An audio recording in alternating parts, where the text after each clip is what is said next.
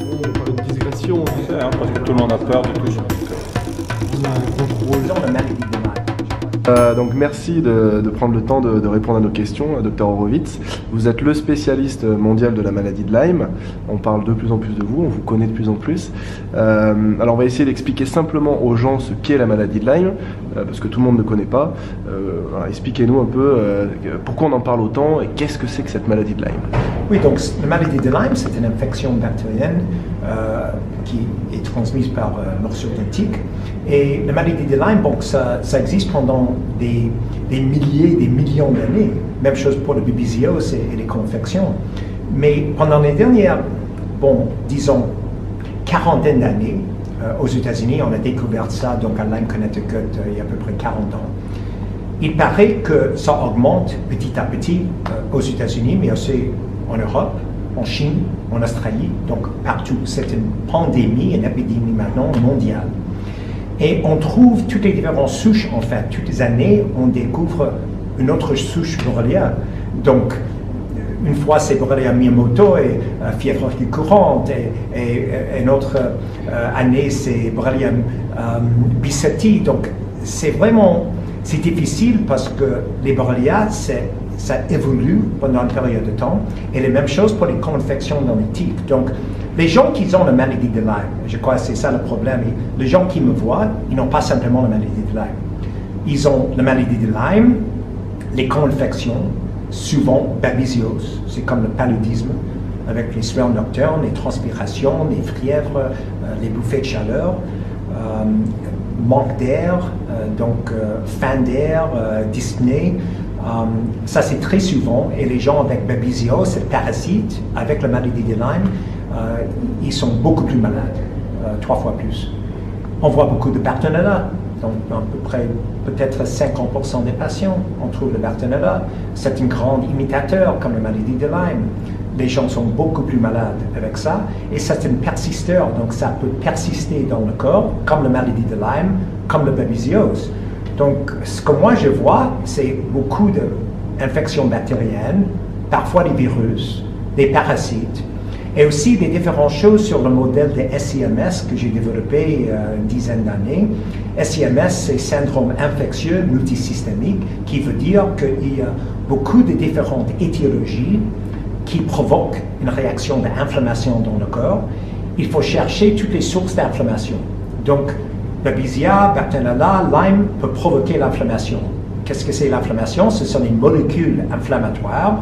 Ça s'appelle tumor necrosis factor alpha, interleukin 1, interleukin 6.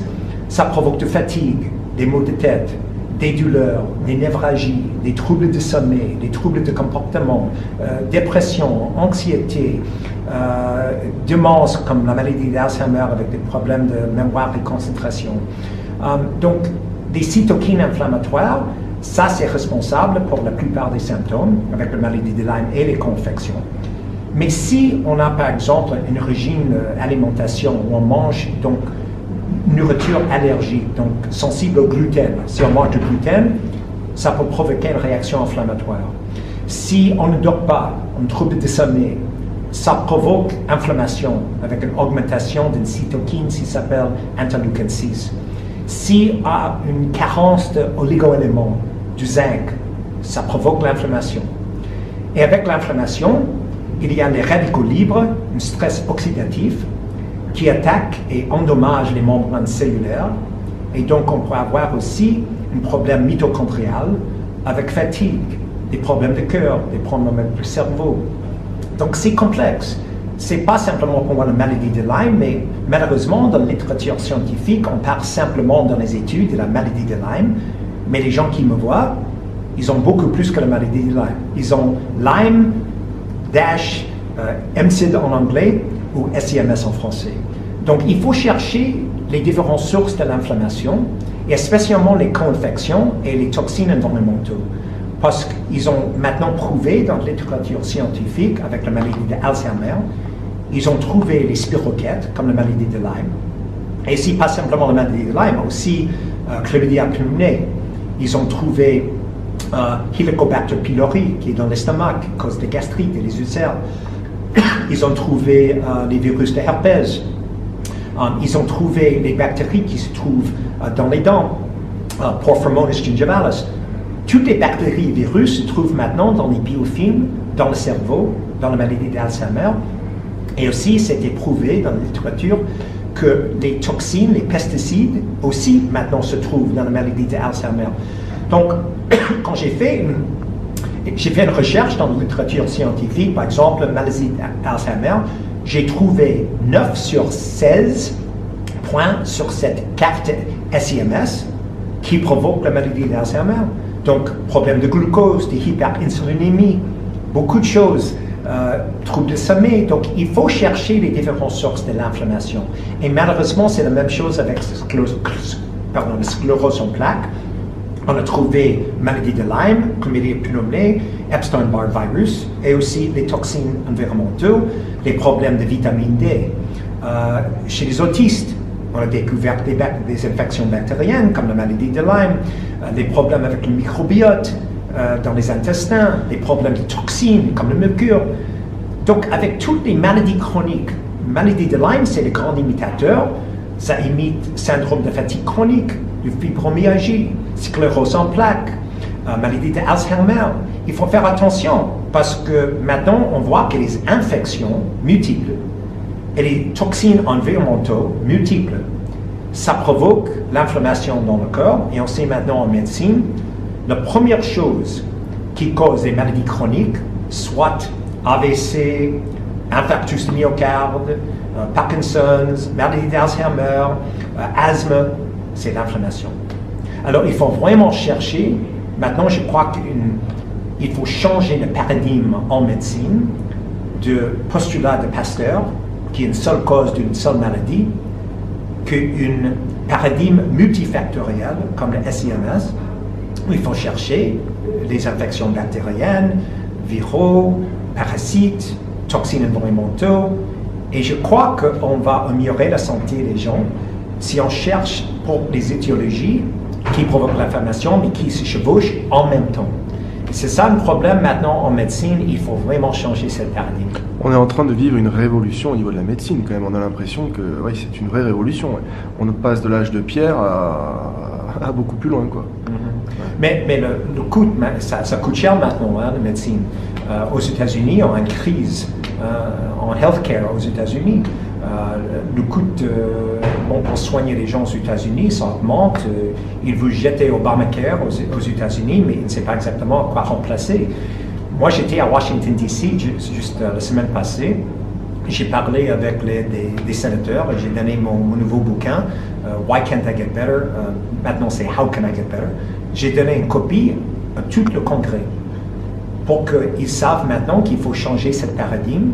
Et s'ils veulent diminuer donc, la quantité d'argent qu'on jette sur soigner les maladies chroniques, c'est 86% de tous les frais maintenant. C'est énorme. Oui, c'est énorme. En healthcare, c'est 86% pour les maladies chroniques. Mais si on n'a pas un paradigme pour expliquer les maladies chroniques, alors on va avoir un grand problème de trouver des solutions. Alors maintenant, j'ai été nominé pour servir au Congrès pour la maladie de Lyme.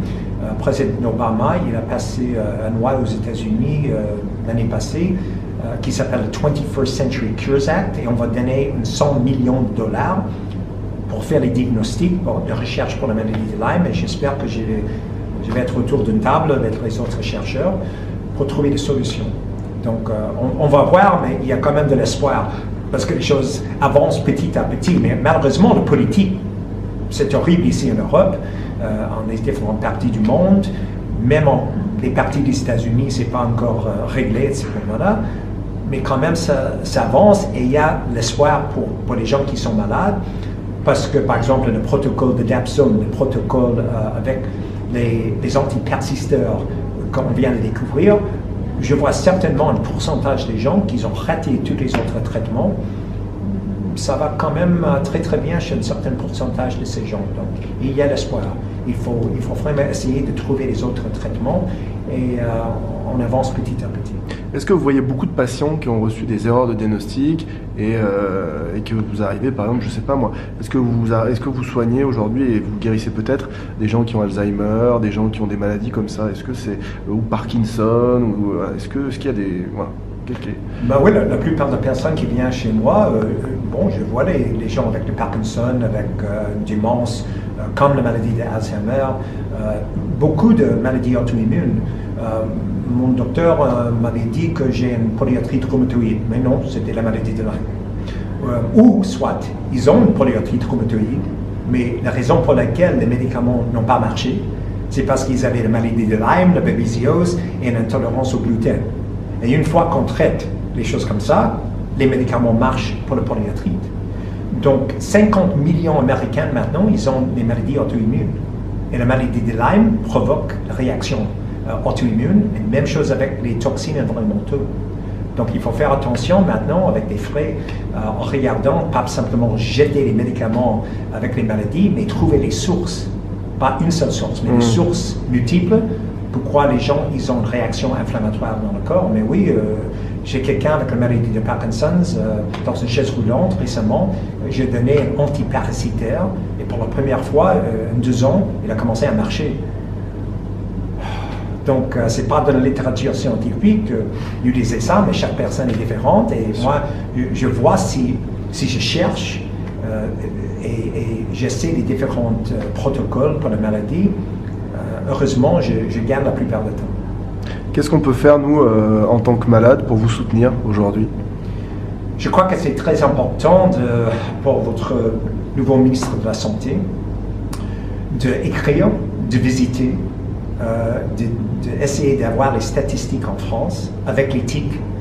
Les vétérinaires, je crois que ça peut être très utile parce que les vétérinaires, on peut dire, par exemple, combien de chiens dans les différentes parties de la France ont la maladie de Lyme, ou l'épaniose, ou babesiose.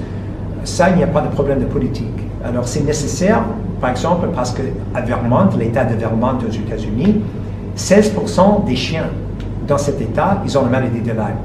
Alors, si 16% des personnes qui vivent en Vermont ont la maladie de Lyme, ça veut dire $1 billion sur 5 millions sur les frais qu'ils ont pour le healthcare à Vermont.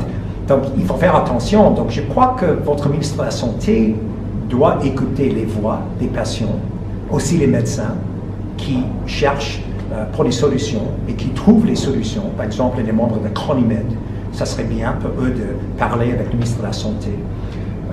Moi, je suis disponible pour parler, mais je crois qu'il faut simplement faire ce que nous, en faisons aux États-Unis.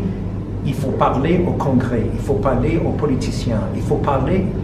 Il n'y a pas d'autre moyen, mais il faut aussi avoir les conférences de consensus scientifiques. Ça va si les médecins croient les différentes choses avec la maladie de Lyme à propos des tests et à propos si ça persiste ou non, mais il faut voir qu'est-ce que la littérature scientifique, qu'est-ce qu'il dit exactement. C'est nécessaire d'avoir les conférences scientifiques pour mettre tous les médecins ensemble pour un consensus. Hier, on a fait quelque chose comme ça, l'autre autorité de santé. Mais je crois plutôt il faut parler avec les politiciens. C'est ça que les patients ils ont fait aux États-Unis et ça a beaucoup aidé. Donc, pour mes collègues et mes patients qui viennent de la France pour me voir, je vous souhaite vraiment toute bonne chose pour ça, parce que c'est une bataille, c'est une lutte qu'il faut gagner, parce qu'il faut gagner pour la France, il faut gagner pour toute l'Europe, pour l'Amérique, pour tout le monde, parce que c'est une pandémie maintenant, alors il faut que votre voix soit étendue. Si vous avez un dernier message à faire passer aux malades, ça serait lequel? Ça serait... Qu'il y a l'espoir, parce qu'on découvre tous les nouveaux traitements tout le temps. Il faut avoir l'espoir et penser que si je sais et je trouve les nouveaux traitements et j'utilise le modèle de SIMS que j'utilise, qui est écrit dans le bouquin, et travailler avec les médecins qui comprennent la médecine fonctionnelle et les différentes voies biochimiques dans le corps, on voit quand même les bons résultats chez les patients qui ont raté les autres traitements. Donc il faut avoir l'espoir. Comme ils disent en anglais, never, never give up. You can't give up. Hein? Il faut se battre. il faut avoir l'espoir, c'est vraiment important parce qu'il y a des solutions, mais parfois même moi, ça peut me prendre des années pour trouver une solution chez quelqu'un. Mais après, cette personne, ça va beaucoup mieux, ça va bien. Donc il faut lutter, il faut rester là-dedans en essayant les différentes choses. Super, merci beaucoup. Il faut avoir la compassion pour soi-même et aussi pour les autres qui ne comprennent pas, parce que la compassion, l'amour, c'est très important avec les maladies comme ça. Très important. La souffrance déjà, c'est quand même assez. Mais l'amour et la compassion, c'est très important d'avoir pour soi-même et pour les autres pendant une période difficile comme ça. Super, merci beaucoup Dr. Horowitz. Plaisir. À bientôt, au revoir.